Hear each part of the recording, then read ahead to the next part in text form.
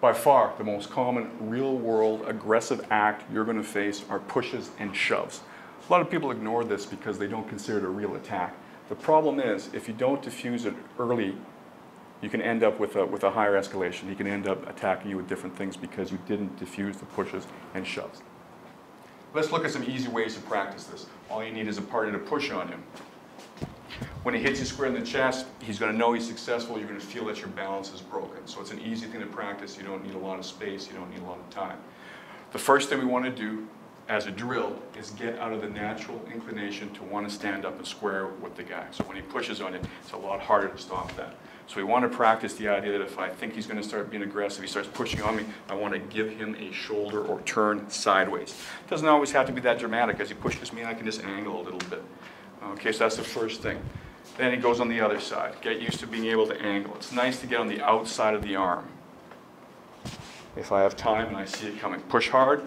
Sometimes it's going to make contact, but it's hard to push you off balance if it's sliding off. So a rotation of the shoulders and a step is all you need. He goes on this side, same thing. So if I'm standing here sideways to the guy, it already makes it more difficult. He's probably less likely to push you just because of the way you're standing.